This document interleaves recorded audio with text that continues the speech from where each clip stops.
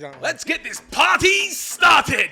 I'm a ring announcer. Yeah. Like, oh my word! Do you think AI could help in any way professional wrestling?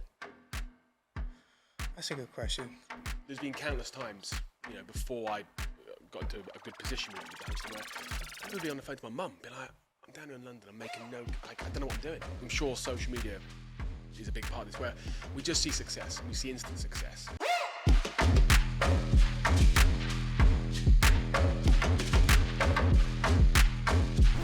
Thank you for coming on. Oh, thanks for having me. We just touched base off camera about the, the whole thing about WWE and how they brand themselves. I'm really interested in the fact that, I saw a boxing fight. It was the Chris Eubank fight, and they knocked on Chris Eubank's door before as he was coming in. Yeah. I don't know if you saw this, right? So they knocked on his door, no answer, and they knocked it again. Chris, and then he came out like a wrestler would, and This is for the ring walk. this is for the ring walk, yeah. And we've had Big Mo on, and he's a boxing presenter, and he's talked a little bit about this. But I want to know your thoughts on that. Felt like a wrestling setup. It felt like it felt like they'd taken that and gone the kind of hype and the media build behind wrestling. We're going to take that now and put it into boxing. Those things for me is a theatre. Yeah, I was going to say it's a theatrical kind of drama around it. So, like, for me, when my wrestling was, I've loved that since I was a little kid. That's the thing that I've always You loved. was a fan. As a fan. Right. And so it was always those moments. I think back to matches I'd see years ago where it was always that backstage moment, the stuff you weren't supposed to see. When you're seeing, Shawn Michaels walking to the ring, and what WWE would do, they put this little soft bass. Yeah. So you'd feel it. And it was those moments for me as a kid, I was like, oh my God, this is amazing. Yeah. And so from a production standpoint, you're watching that and you're being taken behind the scenes the way you don't normally get to see, and then there's a knock on the door. And it was more than likely planned. That theatre of, is he coming? Is he not coming? Is he making his way? It's those moments which just... That anticipation. It's the anticipation really that just is. heightens it. And this is what I love about combat sports in general, is the emotional roller coaster. Sports in general takes us on an emotional roller coaster. That's why everyone's a fan. It could be football, it could be boxing, it could be whatever. It's the emotions that we get when we're watching it. Okay. But with combat sports, because the stakes are so high, with the Eubank example, you're literally seeing a gladiator go to battle. It's like, what's going to happen? No one knows. And the repercussions of what's about to happen, and on that night particularly, they were pretty tough to watch. There was a lot on the line. Yeah, and it was, this guy was going into battle. So that moment, getting taken behind the scenes, that's art. And do you think a lot of, obviously boxing, I think has started doing it now, even with the inclusion of, misfits and YouTube boxing, that kind of spectacle, making it more entertainment rather than just fighting. Do you think other sports are going to follow suit on that? And it seems to have come from wrestling. It seems like they've gone, look at what the WWE do. Look how they build a show. Look how they build the hype. Look how they build this. And now let's take a little element of that and put it into our sport. I think sport in general is entertainment. I think... I work behind the camera as well, and I often work with, let's say, young fighters, and I'm making a documentary about them for the promotion they're with. And they're like, I don't want to do this. I'm training for a fight. I'm a fighter. I don't want to do the press. I don't want to do this. I just want to get in there and fight. I'm like, if you just want to be a fighter, you can go and earn 50 quid in the back car park of the flag this weekend. White collar fight, yeah. You're being put on a stage, whether that's the UFC or whatever, ultimately for entertainment. Now, we're being entertained by watching sport, but the big bucks come, the crowds come, the pay-per-view, the money, the sponsors. Everything comes because we're there to be entertained. Yeah, you've got to take it like a performance. Yes. It's literally like you're going on stage as if you were a dancer or a singer. Now, I'm not saying go in there and dance. Obviously, when you get in the cage, when you get in to do your discipline, that's when the sport is. Yeah. Mm-hmm. Now, there's a whole different conversation about the merit of showboating and how people like Conor McGregor fight or MVP. That's quite showboaty. But everything leading up to that, you're selling. Like, if you're a promoter in the fight game, you're booking people because they're going to sell tickets. Yeah. That's the whole thing. It's like a movie. It's like anything. This product, overarching, is entertainment. So one example I can think of is cricket. I'm not a massive cricket fan. I'll be honest with you. Me neither. When it's on TV in the UK, I can't... I can't get into it either. Yeah. I find it boring. But when I was T20, I'll watch. But when I was in Australia watching it, the presentation from a TV point of view, they had Freddie Flintoff over there. They had their press team. In between the overs, they'd go back to them. It was banter. It was fun. And just the way the product was presented, I was like, oh, I'm not really into cricket. But actually, I could watch this because it's fun to watch. Yeah. So I think, whether it's from WWE or just people realizing that if you want the public to tune into something, they got to be entertained. I feel like that's the same with American sports, right? And they've got to have like music in between stoppage. And then there's this build up with the players coming through the tunnel, and then they all sort of crowd round, going through this like. There's all these middle excitements as yeah, well, there's like, in between these like little the games. entertainment. Have you guys been to a game? An NFL I've game? been to an NFL game. I've been to a baseball game in Texas, and that Big up it was Detroit so Lions, by the exciting. way. Yeah, The it was thing very is, like, exciting. those sports, it's quite stop and start. Like you watch a game of football or soccer, as the Americans might call it. It's you got 90 minutes, bing bang bosh. There's always something going on. It's a fast-paced sport. Yeah, whereas American football, it's so stop and start. Yeah. They'd be like, well, It's more of an event. yeah, it's like if people are going to stick here for however many hours it is, we got to fill these gaps with something. So they really kind of 100. mastered the. I remember I went to one in Vegas recently, and it was great. But I actually went to one of the London games a couple of years back, and that was almost supercharged. The entertainment in between things, you didn't have to like what you were seeing out there. Yeah. But the entertainment in between, every minute there was something else going on. was something going so on, yeah. So it is an entertainment spectacle for sure. Yeah. I've been to watch the Lions, Detroit Lions. There we go. There we go. There we go. Even though this is baseball, but Detroit Lions, No one knows just that. Just amazing, just amazing spectacle. I was just like, fuck me. There's 100 players on the field, and like they all have some involvement. And I couldn't believe how big the teams were competing with each other. They're all standing like it's a gladiator, type spectacle. This person versus this team versus this team. But yeah, it was just entertainment throughout. And I think we go back to, you mentioned misfits and that crossover influence of boxing thing. I think that shows that people want entertainment. I think there's a lot of people who are criticising those kind of promotions. You got to be honest, it's not the best levels boxing. If you're saying, come on, watch this, you're going to see the best boxing in the world, that's wrong. But if you want entertainment, which is what us as fans do, if you're a hardcore boxing fan, you might appreciate the sweet science and the nuances of that high-level boxing. But the masses... Well, sometimes the build-up is bigger and better than, This is it. So the Conor McGregor Mayweather fight, Just for I was example, literally thinking the exact same. The build-up was so good. utter The build-up theatre. was so good. I was very privileged. I was down there at the London press conference they had, front row. And they were literally turn-taking. Standing up, Conor would come out, say his stuff, turn around to Floyd. Floyd would give him the Iggy, all right, cool, my turn, do his thing. Yeah. And you knew that these guys, was there malice between them? Maybe, probably not, because all they're thinking is, we're making so much money. Yeah. We're making so much money for this. And if we got to talk some trash, we got to call out each other's mums or whatever you're doing, fine, we're going to the bank. You know what I've spotted as well. I think when you get like someone standing, you get a boxer or someone standing in front of camera and go, look, I am going to fuck you up. Yeah. There's no way you're winning this fight. No way, my dead body. They're really convicted. And then you always forget those moments at the end of the fight when someone wins or someone loses. You go, oh God, remember that guy? But it doesn't matter because actually the money that they're making, the build up, the excitement, the fun of it, it just really doesn't matter. And you forget those moments. You watch Conor McGregor, for example. You watch the build up to so many of his fights. I think it was a Nate Diaz fight, the first one. There's so much trash talking, shit talking in the build up to that. But Conor lost. Yeah. And straight off the back of that, Conor, in his post-fight interview, was like, you know what, who's the better man tonight? He was this. Yeah. And Sportsmanship as well. and that for me, other athletes have not done that. That for me, actually, at that time, reinforced Conor's brand far more for me because it's like, he can talk all this crap, he can do all these things and the bravado, but actually when he lost, he was like big enough to say, do you know what? Yeah. He was better than He me. took it took it And that as a for man. me, at the time, I was like, I even got more on board with Conor's Yeah, absolutely. Profile, yeah. but because of that. Do you I suppose it's an obvious question, but I suppose how much of the theatrical or the entertainment side do you put into what you do with My job as the host of the show, for me it's a privileged position because I get to host wrestling stuff and MMA things and boxing and cliff diving and whatever it is. Ultimately, what's your favourite sport out of them? What's the favourite one?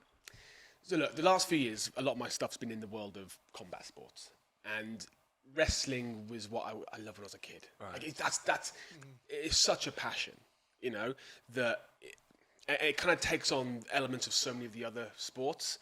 When So something comes into your mind nostalgically, that's a powerful thing. that's it, yeah. But then as I've grown up, one of my first real broadcasting jobs was with Bama hosting their shows on Dave and ITV and stuff, and so that's become into my blood. And I work behind the scenes. I work so much in that kind of world as well. And boxing, I think all of us grew up watching boxing, so it's hard to choose between them. But wrestling, there's something unique about wrestling.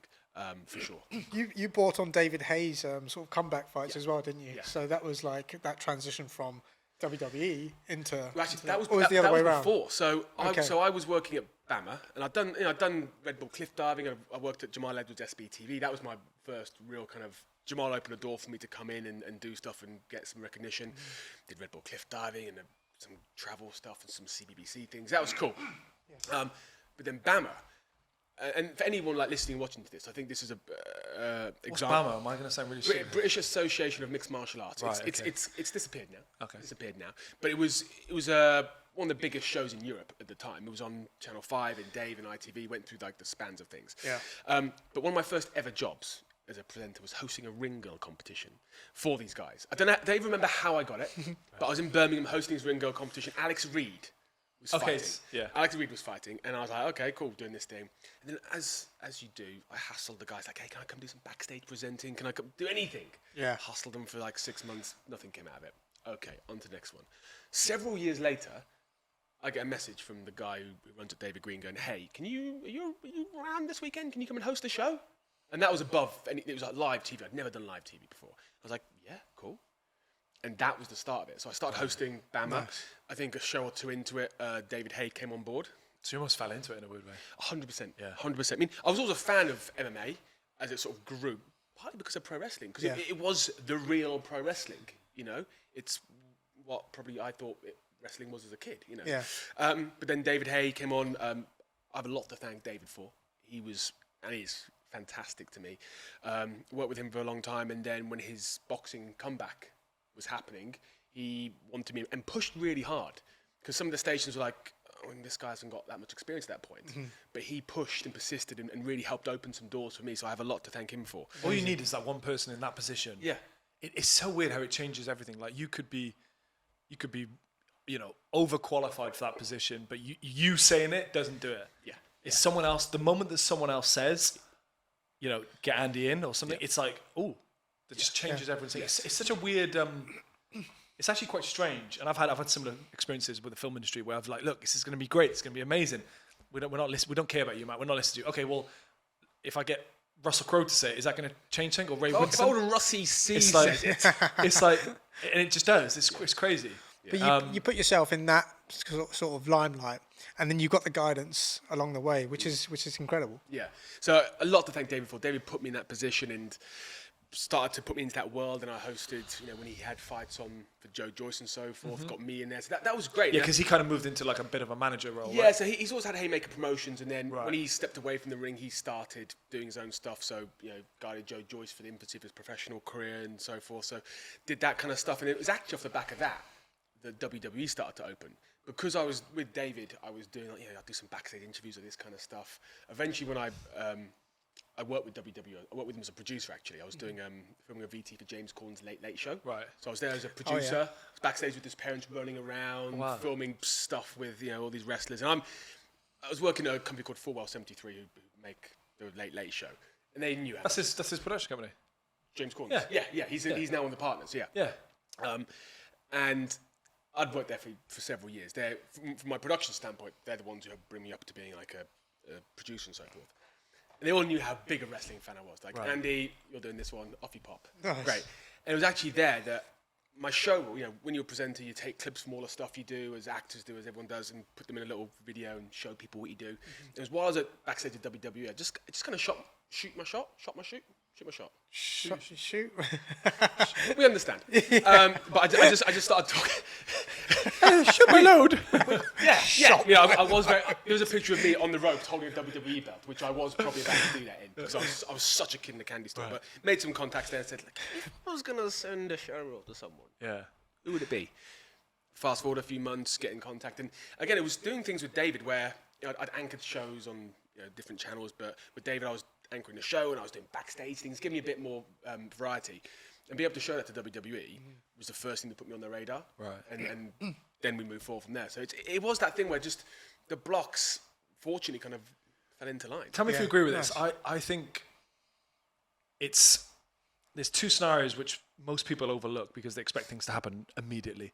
First thing is, you just sort of hanging out and with the right people like David Hay, even if you're like, I know it sounds stupid, but even if like David Hay is here and you're in the background, but you're always with him, you start to get noticed. It was like, Kugan Cassius with IFL, he just popped up so much. That you just you just expect him to be there. Yeah.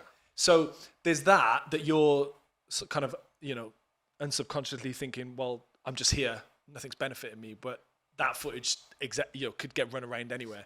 And then the second thing is like how long things actually take.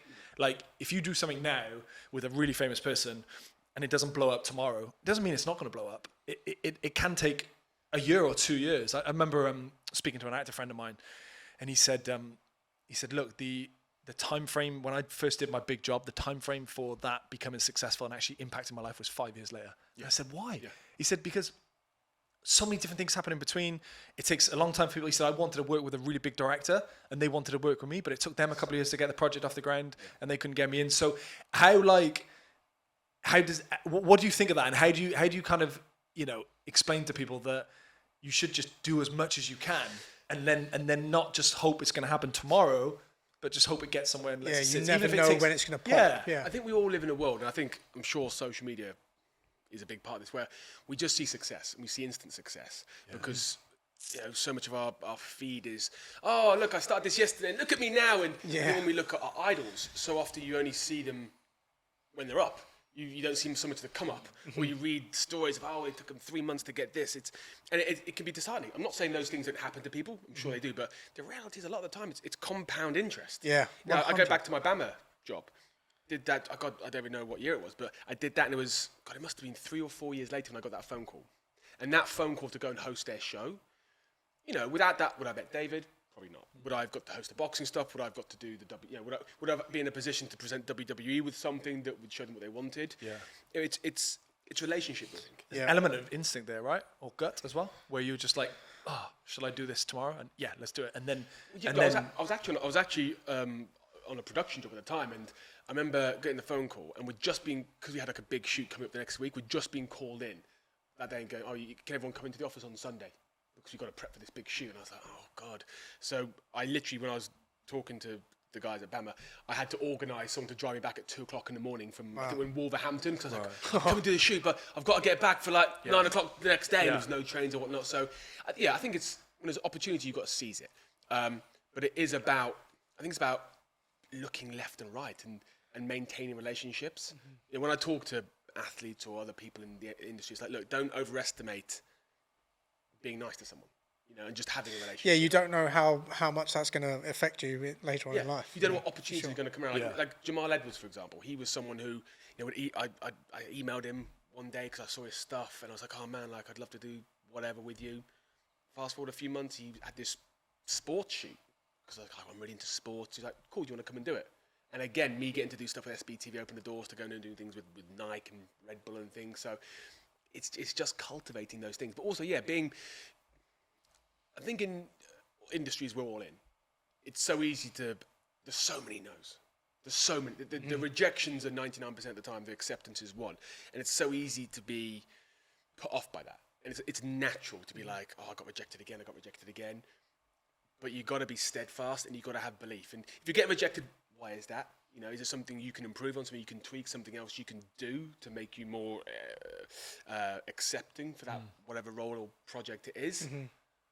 But it's just keeping pushing. There's been countless times, before I got into a good position with the hosting, where I remember being on the phone to my mum, being like, I'm down here in London, I'm making I don't know what I'm doing. I've been doing this for so long, and I don't know what I'm doing. This is shit, quite frankly. But my parents were super supportive, like just keep going because you're going to regret giving up. If you give up now, you're going to regret it. Yeah. London's a tough place for that now as well. It's tough. I was here, spent 10 years in London. Yeah. It's putting yourself in a vulnerable position so you know that you've got to go at it and get it. I think it's that thing as well, like, if you're in one of these careers where you've got to push hard and there's sometimes no reward for quite a while, you're seeing your mates from school and uni and they're all making loads of money doing whatever it is they're doing. Are they happy? Yeah. Some are, some aren't, but they're making money. They can go out and do whatever the weekend. Yeah.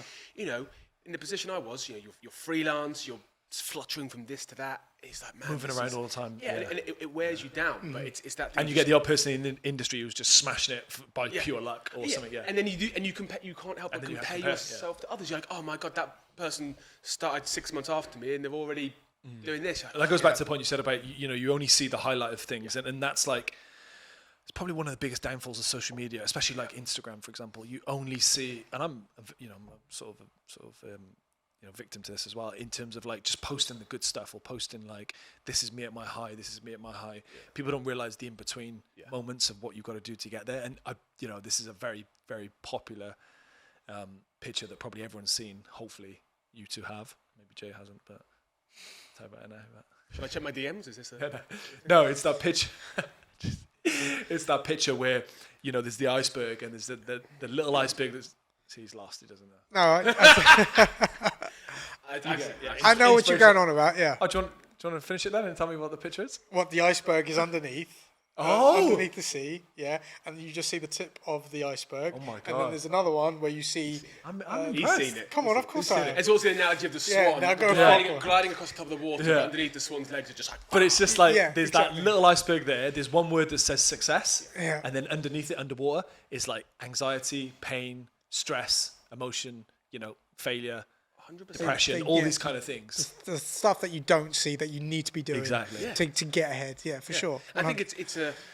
I've got a lot of friends who work in industry and stuff. I mean, one of my good friends, Emily Hartridge, who isn't with us anymore. I used to do her YouTube channel and stuff like that. Real good friend. And, we were, hustling together and, talking to her about the anxiety she was always going through because, she had a YouTube channel and they started demonetizing that for certain things. And, it's, sometimes she had little glimmers of hope and then, she was looking like she was going to get commission for something, get taken away. And it's that, people who have a more standard career path, shall we say.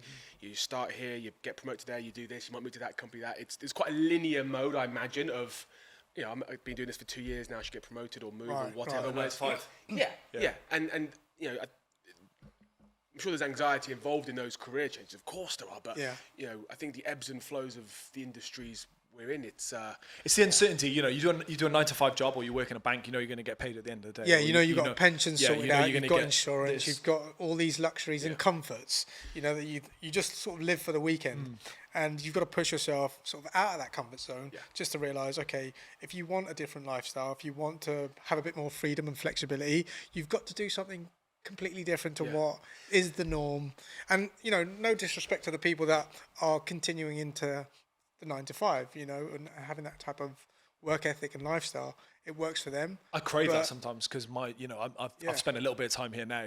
It's like the longest I've been in the country for a while, and it's like I've just fallen back into a good pattern of training, eating back to at the right grind, time, and it's like, and people say to me, "Oh, Matt, but you went all these places last year." I was like, "Yeah, but it's grind. It's grind. Yeah, it's stressful. It's packing. It's unpacking. It's this. It's that." I think there's for me. I've never had really one proper full-time job, and that was a place called Big Talk Productions. I think I was a runner there, and I got my money. Great experience for that. Great experience. Yeah. I mean, the hours just relentless. It's non-stop. It's full on. Yeah. But it was a paycheck each month. It's great. I've been freelance kind of since then. Part of me loves the excitement of obviously I know certain things I'm doing, but there's the excitement of what else is going to come in. What else can I manifest? What else can I drill up myself? The excitement of what can be created. Yeah. It's not like I know what's happening for the next 3 years. Yeah. It's that excitement. Yeah. And you talk about the flexibility there. For some ways, it's almost not. Like my missus has got a full-time job, and she's like, "Oh, let's go away on holiday. I'm gonna book these days off in 4 months' time." I'm like, babes, that doesn't really work in my schedule. Babes, yeah. I don't know what I'm doing tomorrow. Sometimes, let alone what like in 4 months' time. So how about a couple of weeks out? We've just a friend of me invited me to his wedding in August. I said, mate, don't put me on the list. I said, I will come if I'm here. How do you find that when people come to you, it's like with things like weddings, and you're like, I want to be there. I'm going to try and be there. Yeah. I don't know if I can. Do you know what? It's sacrifice. I don't know if I've said this. I've only been to like 1 or 2 weddings in my life. How many have you invited to, though? That's the big question. You're only invited to one. You actually gate crashed the other. Yeah, you wedding crashed the other. It's just, when people say that to me, it it opens my eyes a little bit because I'm like, oh, that's great. You're that far in ahead that you know you can be in that place at that time in August. Great. But then it also kind of makes me think I enjoy what I do because it's very spontaneous. It's very, in some respects in my control because I run everything myself and in control of where I'm going to be and whatnot. So it's a mixed bag. But it very, very, I'll say now, like 90% of the time, I can't, I'm not there. 90% of the time, things change. Yeah. I could be somewhere, I could be, in London one day and not knowing that I'm going to be. Well, how do you manage it? It's tricky. Like with certain things now, I've got, sometimes now dates are given to me a bit ahead of time. For example, there's some things floating around where they give me dates where I can put that into account. And that's been really nice to look at my calendar and go, I think I've got, obviously things change, but that can happen here. So that's quite nice to know. But for so many years, like go back to WWE, for example, when we're doing NXT UK, we taped in 6 weeks blocks. So we'd tape 6 shows over 2 days. But sometimes we wouldn't know coming out of one taping when the next taping was going to be. We knew roughly. Yeah. But all of us, the wrestlers, all those guys, like, any ideas? You had any info when the next tapings are? Everyone's trying to figure their stuff out, like other jobs, like personal things, like just needed to know where they're going to be or what they need to do. I think media and filming is so. I remember for Bama because that was my it was a good gig for me at the time. I hadn't done anything else, live TV and whatever. And again, we didn't know their schedule throughout the year. They'd book things maybe a month or 2 out. So again, just trying to book holidays. And I really was just holding things off because I didn't want anything to clash with that because I wanted to keep that going. And it's tough. As the years have gone on, I've tried to skew my head a little bit because I realised for so long I was giving up things. Like I wouldn't go to some friends' weddings because I was like, I think I've got something on that week. Yeah, it's kind of disrupting your lifestyle when you're trying to be organised. Yeah, and travel is like, outside of my work, my passion. So I love traveling. I love it too. And not being able to book things for so long, you're sacrificing a lot. And as the years have gone on, I always go, okay, well, I've got my WWE dates. I'm going to do those. But if something comes up, like I want to go to Burning Man, for example, cool. Unless it's WWE, I'm going. You've Burning Man's crazy festival. No, I've never been. But have you been? I've been a couple of times. Oh no! What is this? God, do tell. It's Burning Man. Yeah, Burning Man. So it's literally Burning Man. Burning Man. Surprised you've not heard of it. Yeah, I was going to say. No, was it a festival? It's a festival. Do you know what? It's a festival for fucking I want to know about it, but festivals is one thing I think I've been to one festival. This is not my life. This is not a festival like Glastonbury. No. I've never been to Glastonbury. This is you drive into the Nevada desert and there's a city that's built for like the week of Burning Man, and it's wow. It's like Elro, but like times 20,000. Anyone watching or listening to this, I would say if you're thinking of going to Burning Man, go once you've completed every other party in the world, because it ruins. Like, go through your phase of going on your European holidays with your mates, then do your backpacking thing, then do your nights out in London down. Is it because it's that good or that crazy? Good. It's that good. Well, so what? Give us it's an a spectacle, isn't it? It's a spectacle. Like the city is built and there's camps that you're part of. They build a city or it's already there? There's nothing there, so there's infrastructure put in there. It's people are camping. It's not a city as in like buildings. Okay, right. But there's an infrastructure put in just for this event. It's an art festival, shall we say? So there's all this art. You cycle. You have to take a bike to get around. You cycle out into the desert. It's a very loose. Loose. I mean, loose term for it's an art festival. They're not. What, you go and look at some paint. You go and look at some paintings and stuff. Well, no. Like for example, someone brings in like a jumbo jet and they just have a party inside a jumbo jet for the week. Wow. Is it big then? It's quite a big space. Huge. I might be getting this wrong, but I think it's like 70,000 people. Wow. I think it's the biggest. And do like acts play there and people perform? Yeah, but you don't know who they are. So each camp, people pay fees to go to camps, and some of the camps where you go and there's Winnebagos, people are paying like 20 grand a pop to go and have. They're called plug and play. You haven't got to do anything. You just turn up. It's all there. It's beautiful. Yeah. But those are the camps with money. So they're bringing some of the world's biggest DJs to come and do stuff. Other camps will do like smaller things, but it's every kind of party you want. You can go and do yoga for a week. Yeah, exactly. You can have like a drum and bass night. You can have a house set. You can rock and roll. You do yoga for a week. You're not going to hear the music. Oh, you hear the music, but you haven't got to go. Yeah. It's that big that a lot of the parties are out. Like how much is it to go?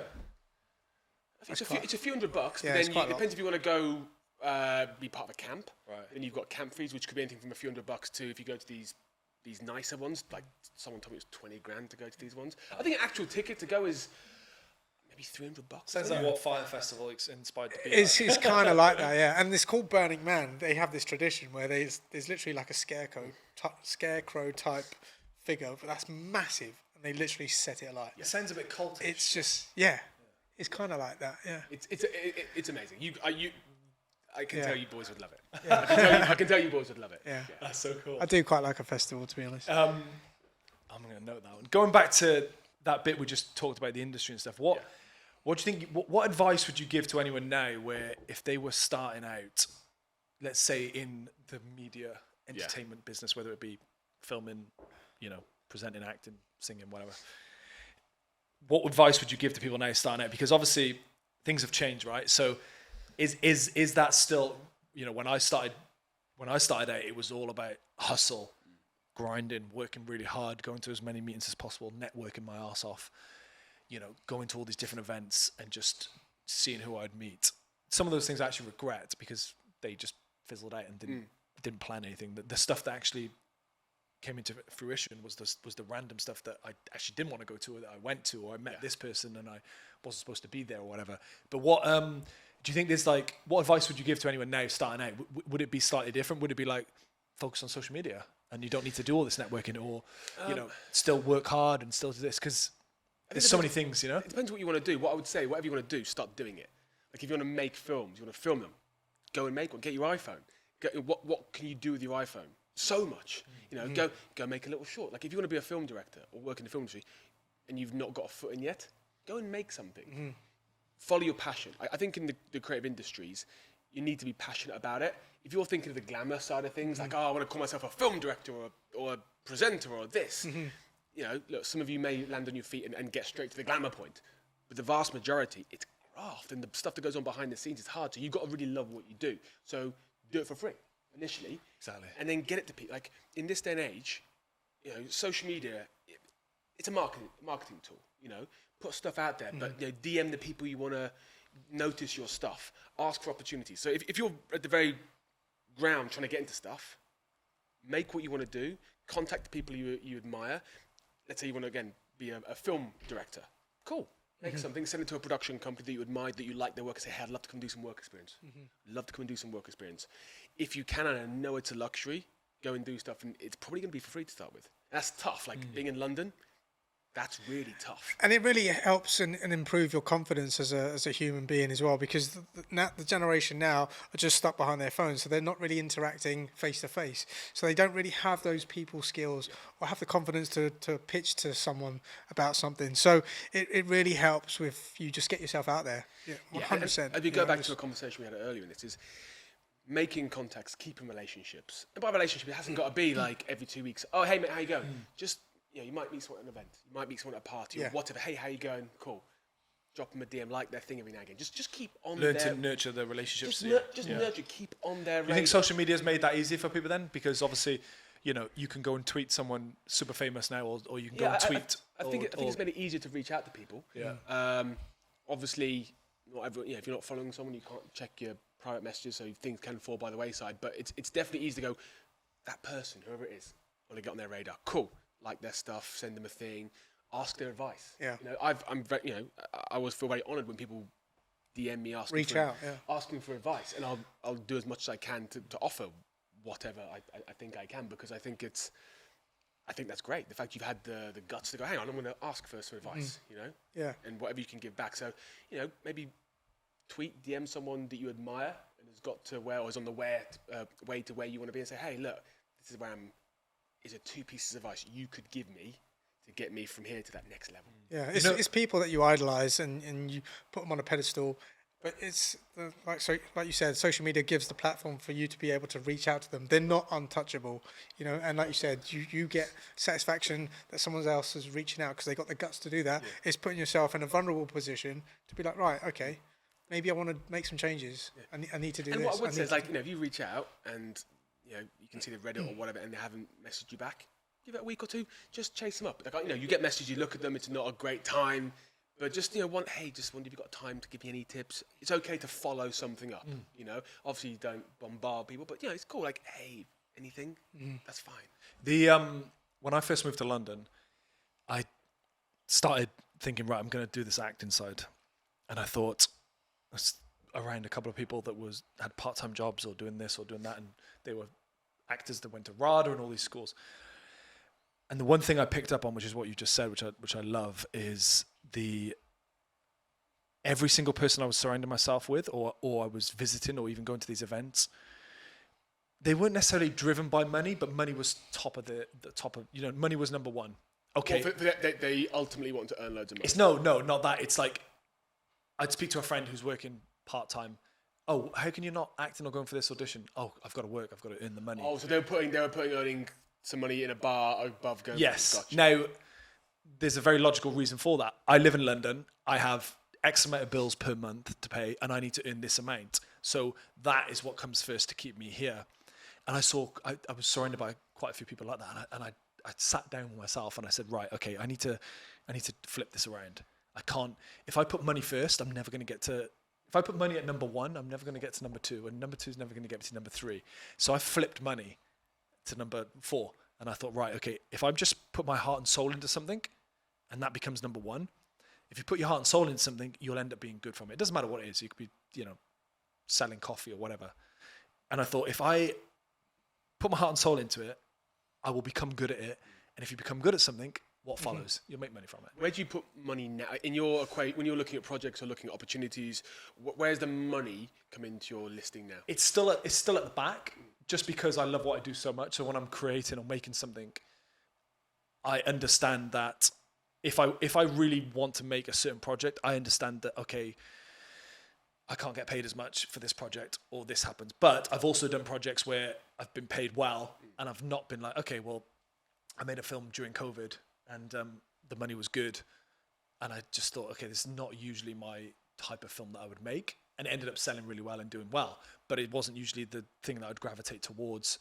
So it was more like, okay, I'll do this, but it depends how structured I am. So if I think, right, I want to make this amount of money now because, I want to go and take 6 months off and write to help the next project. The goal for me is always bigger. So it's always like, it's not a quick fix. Earn money now because I need it for the end of the month. And I just think that I have such a, money has a very, it's great. It makes the world go round, but it has a very toxic, it has a very toxic feeling and emotion to it. It's what breaks things up so much, right? Most of the problems in the world are related towards money. Like yourself, where's money rank when you're looking at things? Where does it? Yeah, it's difficult because I've come to a point where I've always put money at the forefront because I've had to, like Matt said, pay bills and look at things like immediately. Like I need to pay for things. So I've probably looked at it at a different way, and maybe because he's still like that now. I'm trying to convert money was short, when I was growing up. So it was like that was the be all and end all. All my focus was right, get some money coming in, and whatever it takes to get that. And so then I lost a lot of my creative passions and just things that would keep me stable and just on the straight and narrow. So now I kind of use. What's it? No, I'm not in that position. Quick, get the tears. He's got dickhead. I'm not in that tears position. Coming. No. He's coming. Oh, yeah. I need to borrow some money. What are you going on about? Anyway. That chain. That chain is... Yeah, exactly. That's he's quite open about it. That's Indian gold, mate. No, he needs it. He needs it. He'll say that. He's very... No, so I like you asked a question. So I basically now, take some influences and some guidance from other people who have not put money at the forefront, put it at the back and show that you can put all your time and effort into just the craft, being creative, being passionate about what you do, and then see that flourish, and then the money will come. Yeah. Because then that's where you will really grow. Yeah, everyone loves making money. I like making money. I like being paid. I think I like feeling secure. I like feeling that you can pay your bills. That's what I was used to as well. I've got had a kid a year ago. It's nice being like I can pay the bills and stuff, but. And I've thought about this the last few years. Where does money list in my thing? Of course, I want to make loads of money. I think we all do. But does that come at the expense of your happiness? One thing I've thought about a lot is, waking up and being happy each morning with what you're doing is so key. I think, we talk about the friends and former colleagues I've had who jumped out of school, jumped out of uni, jump into a job doing whatever it might be. I'm not going to list any vocations in case people have these, but just jump into a job they're not passionate about, but it's good, it's solid, it's got a great trajectory in terms of money. But they get to a certain age like, I'm not passionate, I'm not happy. Yeah, I've got a house and a nice car, I've got this, but am I happy? And I think, in terms of money, I spent so long not making any, making just enough. So I hear what you're saying, where you're just like, I was doing temp jobs and, freelancing sort of low down in the production world, so you're not making enough money to take time off, and you're just getting by, You're scratching, you're clawing. And But it's at that point you've got to. It's at that point. Yeah. Mike Tyson said this the other day. He said you've got to hit rock bottom. Rock bottom is brilliant to hit because it makes you rebuild yourself stronger. I'm not saying you've got to hit rock bottom in terms of money, but you've got to be at that point where it's almost like do or die in terms of like, I can't afford this now, so I'm going to make a drastic change. I remember calling my mum, be like, "Mum, I don't think I can do this. Like, I really wasn't happy. I think I'd taken a temp job doing something. I really wasn't happy with." And it's also your identity. You walk around going, "I'm trying to be a sports broadcaster, a TV presenter, or even working in production." But actually, you've taken a temp job doing something else because you couldn't find that opportunity. Yeah. So your sense of identity starts to, it doesn't just become a financial thing, it becomes a, who the hell am I? Yeah. What am I doing? I'm telling people I'm this. It goes deeper, for sure, yeah. It's a weird lie. It's almost like you're not lying to yourself, but you are, because you know the position you want to get to, and you're capable of doing it, but you're not there yet.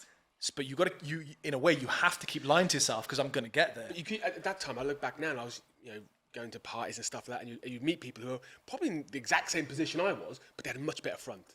Or maybe maybe I just wasn't talking about it, but their front was like, I'm doing super good. And actually, in retrospect, I look back and I know now, like, no, they were just average. That's completely me and him. They were doing the same thing. They were working in shops to get by, but they kept this bravado, which is great because it kept their confidence up. But yes, for me now, it's waking up and being happy.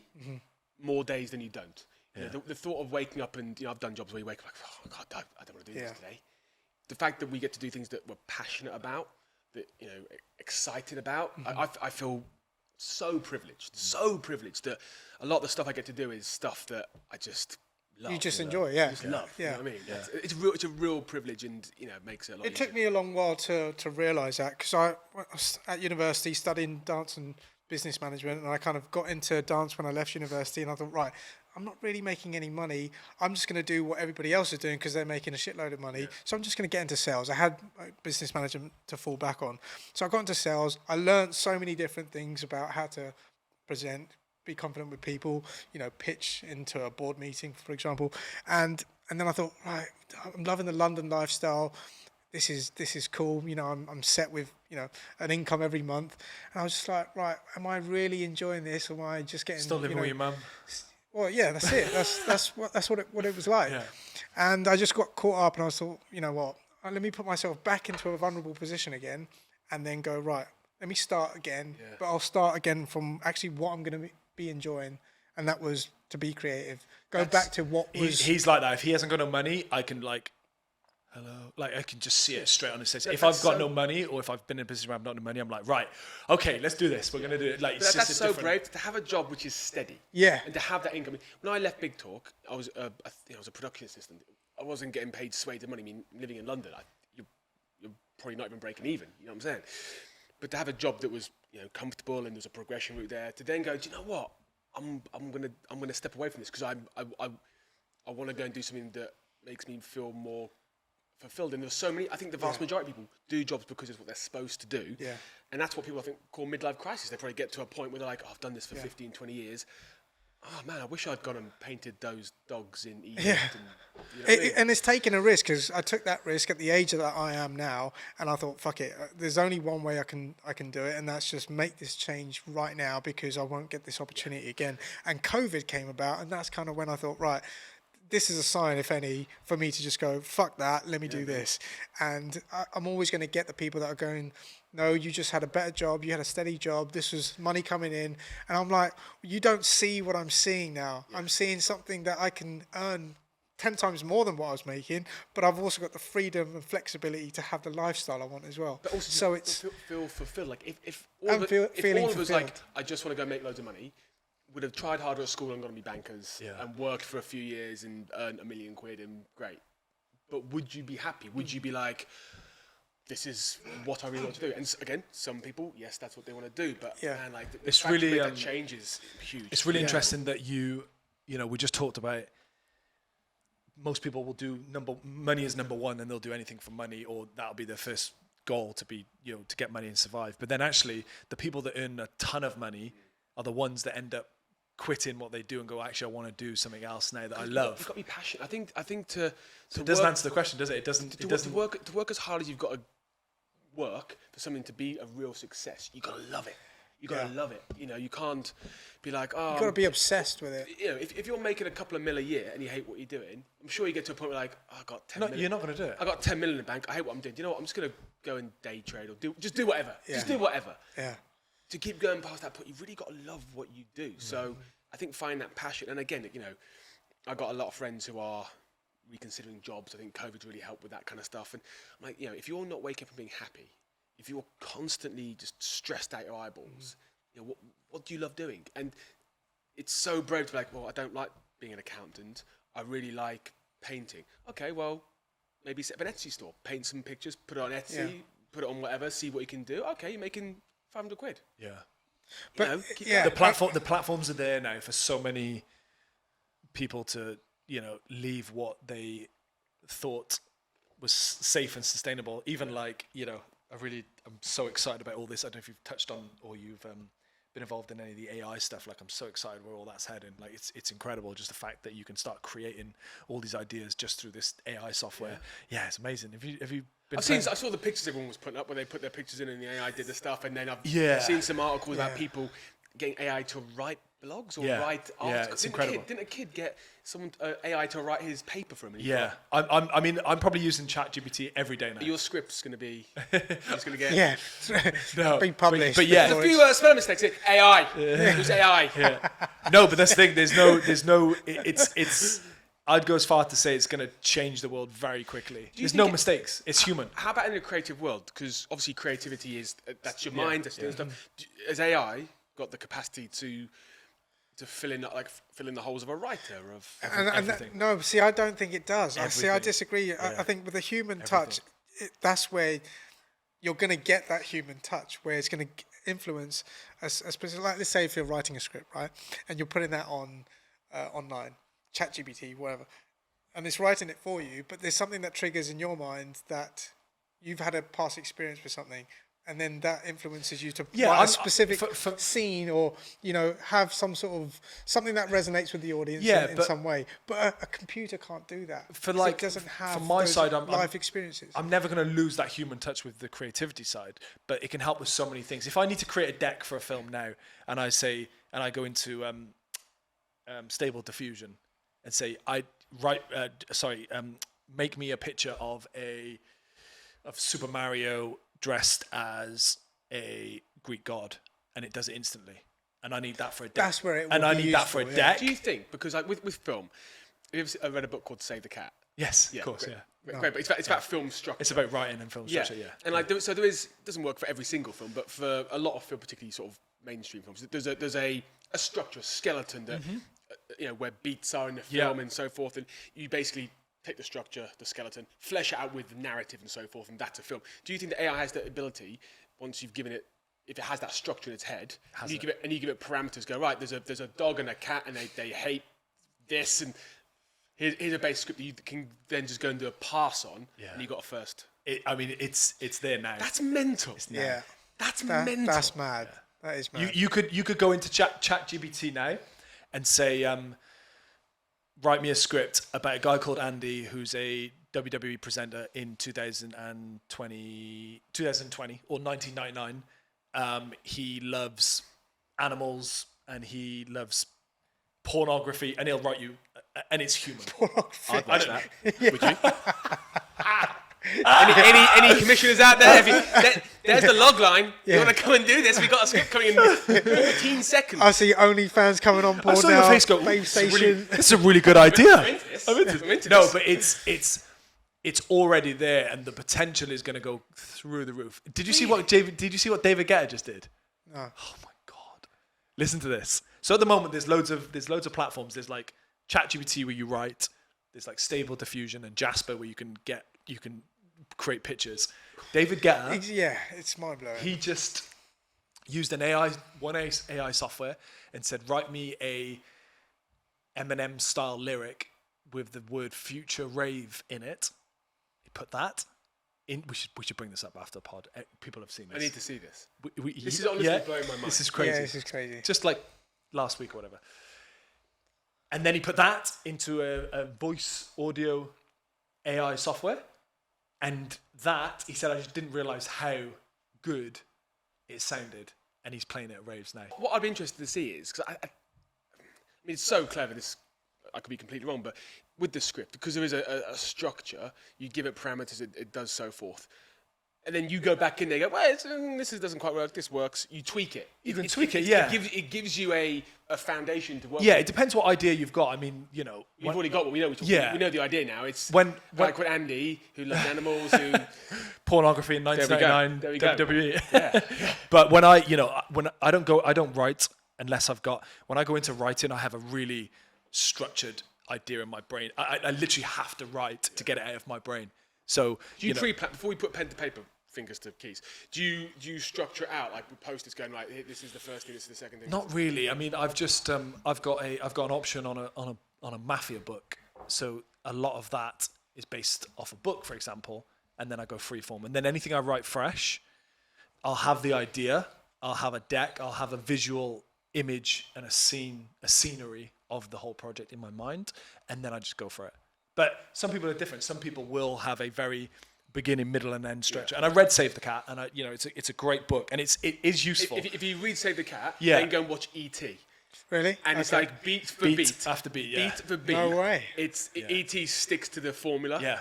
Beat for beat. Most a lot of films do that. It's just for me, it's really and that's hard pioneering at that time when that first came out. Do you know what I mean? Everybody was watching. I think it's just the structure is what the mainstream audience is what we're used to in terms of storytelling. Like this happens, and then there's whatever. Then I feel like Goonies was like that as well, wasn't it?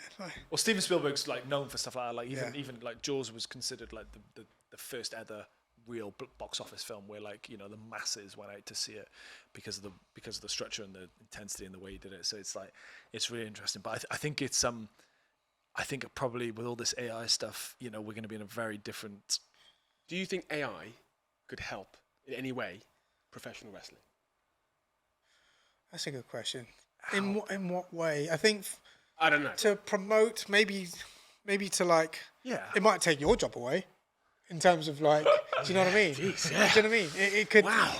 It could be like there's a voice. Yeah. There's someone creating that beat that you were talking about. That boom, boom, boom, boom, coming into these. Do you think you could do live commentary? Do you think AI could do live commentary? Yeah, I think if you put into AI now,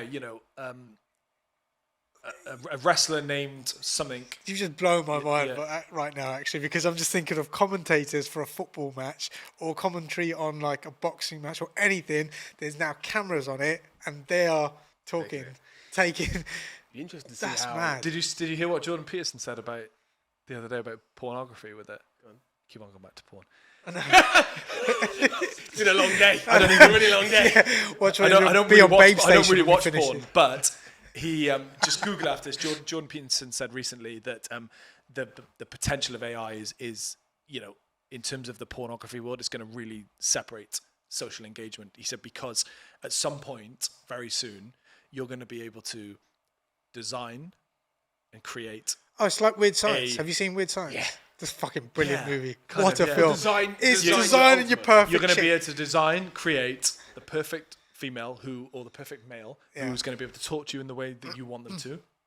And they're going to look, and it's going to seem very real. A lot of people do it. Companies are doing it now. Companies are creating AI videos where it creates a person and you tell the person what to say.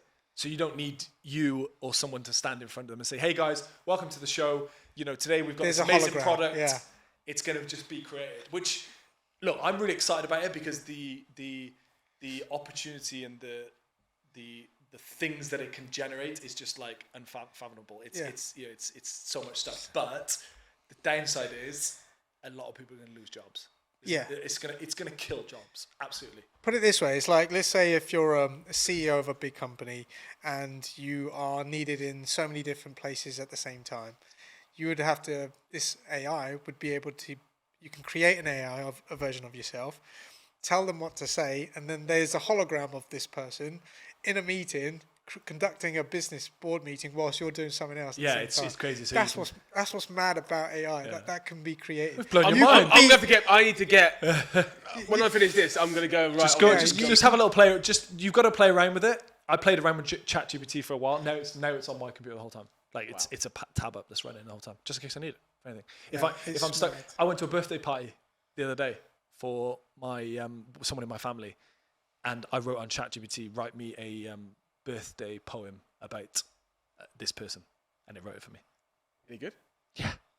Nice. That's mental. Yeah, it's pretty Crazy. If David Guetta's using it, Yeah. Exactly. this guy's gonna use What, Andy? Like, what's the goals then? What's next for you? What's your dream? What's like, where are you heading? Where are you really comfortable in terms of like your creative space and what? The last few years, having been able to work with WWE and work with the likes of Bellator and PFL, and continue to work in the boxing space, particularly in this influencer boxing space, which is interesting. Being able to be part of exciting moments, that's a real privilege. And I think being sort of the conduit from the fan to the action, I'm just a privileged fan. Most of the jobs I do, I'm just a privileged fan, and being able to. But in the front row now. In the front row, yeah. But be able to sort of, if I can help elevate the emotions.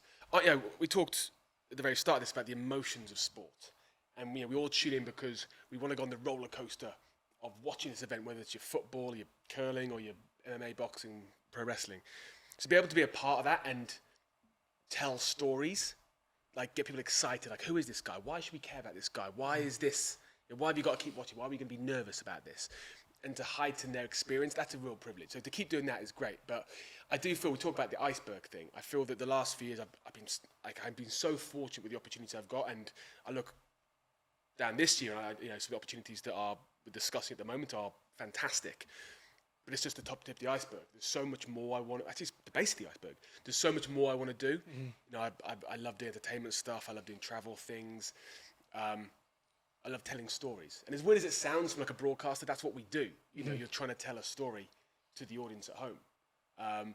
So to continue doing that and to do that in sports, but in other sort of verticals as well. Do you feed off the audience where, let's say if they are hyping it up, or they're dead and you feel like you need to give a bit more, or when they're already hyped up, do you just sort of the energy play the story? Like, there's nothing like hosting a live show when you're in the O2 and there's 16,000 people going nuts, and you're there, and you're that conduit from the arena to the people at home watching it, get to feed off that excitement. Yeah, it's amazing. This must be euphoric. And we go to WWE. So again, my background was always presenting. When I first started working with WWE, they got me in as a ring announcer, which I'd never done. I got asked by Michael Cole, who's the head of the announcers, like, have you ever ring announced? And announcing's like presenting. Yeah. And I've been in a ring interviewing boxers, doing the post-fight chat. So I was like, yeah. Absolute rubbish. Absolute rubbish. But that was my door into WWE. Yeah. So I got to do that. And basically ring announcer on TV, seeing, making his way to the ring, so-and-so. But in between the matches, you're the hype person. Yeah. You go out, you're emceeing the entire live event. You go out there, you welcome people, you get to interact with people. And doing that was something that gives you a real buzz. Yeah. Because it's, these fans are so amazing. To go out there and build a relationship with them, get them to pop, get them to cheer, get them to do this. Yeah. It's like you're a conductor. It's a performer. I get why people, who go and perform on stage, like stand-ups or whatever, I feel like I get a little bit of that, a sample of that buzz. I really like what you just said about the living those moments, because it's so easy now, right, to sit at home and watch a boxing match on TV, or you can pay 40 quid or 100 quid to be there in the moment, and then that moment's gone. It doesn't really come back again. And I think there's definitely a way in society at the moment where people are just not really living in the moment and appreciating stuff and just going, that's actually like, right, do you know what? There's an event going on, or there's this going on, or there's a sporting event, or I'm going to this wedding or whatever, and I'm going to be there because that's it. It's done. And I think After that, it's gone. It's not coming back. Yeah, and I think that's what, as I've gone through my career, it's saving real life moments. Again, traveling. Since I've been with my missus, she loves traveling as well. She almost. I was traveling before I met her. While I was working. Before that, I travelled loads. But while I was working, trying to find your feet, you put other things first. I got with her, and she's just like, "No, we're going. We're going to Burning Man. We're going to go to Vietnam. We're going to go to this place or this place." Yeah. She took a sabbatical for like 6 months. Traveling is like... I went and jumped around to different countries. It's just those experiences. It's a bit morbid, but when you're on your deathbed, I always think now, I'm like, when you're on your deathbed, you're going to look back and go, oh, I could have done that job, little thing, whatever. Or I could have had an adventure. Yeah. And that's what I'm going to tell my grandkids. Yeah. And I went here and there and everywhere. Traveling's just the most...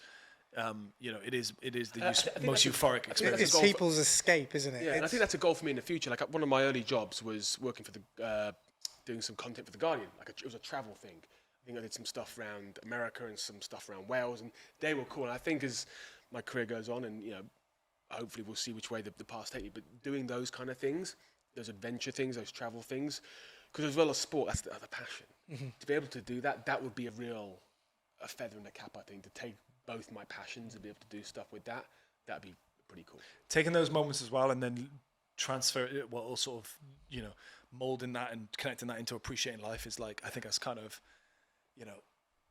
what everyone should aspire to be. Would you like to document sort of those journeys and whilst you're traveling? I think, I think if you want to sort of put your travel into your career, you're going to document them. But there is something to be said. I've been away on trips and be like, look, we should probably make some footage. We can do some stuff with this, make some content and whatnot. And, we do that sometimes, but also... It's not living in the moment. No, it's not. Yeah. And it does take away. I think there's trips to be had where you go, right, I'm going to go by myself and film it, or I'm going to, we'll go with the crew and make something proper. Yeah. But it is those moments. And whether you can go abroad or whether you can go out of town a couple of hours and sit on a beach, those moments...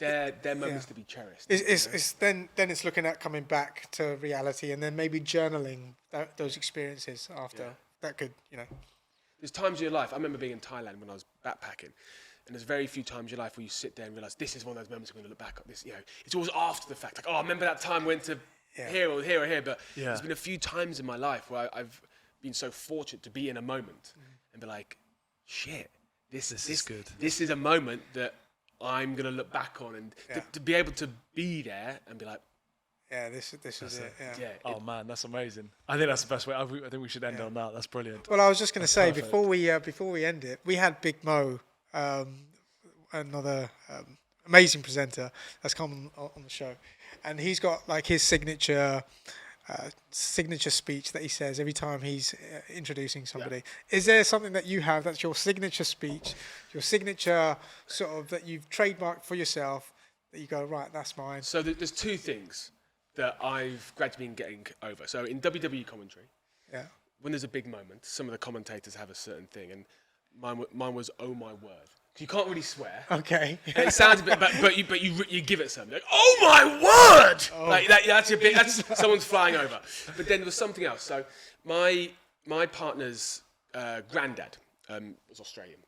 He was a guy called Jimmy Hannon, and he was one of the first presenters in Australia. And that, like the Bruce Forsyth, the Des Lynam, that kind of era. Okay. Just like genuinely one of the most incredible people I've ever met. He passed away a few years ago. Right. And he was always very supportive about what I was doing. We'd always discuss things and stuff like that. And I don't know where it came from, but I think we're talking about my WWE ring announcing. He's like, you gotta have a catchphrase. You gotta have a catchphrase. In WWE ring announcing, it's quite, when you do the announcements, there's no room for that stuff. But we're talking about it, and he was like, let's get this party started. That should be yours. Let's get this party started. And I never got out in WWE, but I actually did some cage announcing for the PFL, Professional Fighters League, last summer. And I got it out then. Well, that's the thing that Jake Paul is. Exactly. Yeah. So for them. Okay. So I got it out there at the start of the show. And I was like, I got it out. And then they're launching PFL Europe. And they put the promo video out. Right. And it's my voice saying that starts okay. that. Wow. And that, Whether I do it every show, we'll see. We'll see if I can. And remember. what was it? Let's get this party started. All right, give us a little demo if you don't mind. Let's get this party started. I'm not. Am I a ring announcer? Yeah, I it's don't know. nice. I like it. But it's I always think of Jimmy Hannon when I do that, and like just this amazing guy who's a legend in broadcasting. Yeah. Right. Like back in the day, just an absolute legend and an incredible man that I got to meet for several years. So yeah, that's something that's kind of. And I think whatever broadcasting I do, if I ever get the opportunity to let's get this party started, it goes in. Yeah. Because it's a little homage to him. Yeah. Michael Buffer That's nice. has that in his speech as well, doesn't he? In his little catchphrase, before his build-up, where he says, Let's get ready to rumble. "Let's get ready to rumble." Yeah, but before that, he does say, "Let's get this party started." Does he? Yeah, he does. okay. I've heard him say it. Start And then, with him. well, that's it. Yeah. But it's that he's got the rumble thing, and everyone's got their own little thing. You know what I think that is? I think that's if they can't afford to pay him for. Yeah, maybe it is. That's probably why. Because he gets. I see what you're saying, He right. gets 1 million every word. I swear. No, he doesn't. No. Okay. Anyway, No? Google it. That's what it says on Google. It says Apparently, Well, I'm when intrigued he to know says what he it, he gets. WCW, a wrestling organisation, back in the day, because they were just throwing cash out, back in, I think it was the mid-90s, early 90s maybe, and they got Buffer on every Monday night to do this thing. There's a rumour he was getting paid $1 million for that. I don't know. I've been told, I haven't seen his bank balance, I don't know if he gets paid £1 million each show. It's a different figure. His I mean, yeah, you can't go by If he Google. does, great. I'm going to focus more on ring announcing from here on. His like net worth on Google is like 500 million, and he gets 1 million per word. Let's That's nuts. get ready to rumble. Yeah, 5 million. It's crazy. Fucking hell. I'm going to make some phone calls back in this. Right, Find out. what's Mikey B getting paid? What's he getting paid? Mikey B. If he is, then all of us are going to become ring announcers. Andy Shepherd, mate, thank you so much for coming on. Appreciate it for coming on, Pleasure. man. Thank you so for having me. much. Absolute pleasure. Absolute pleasure.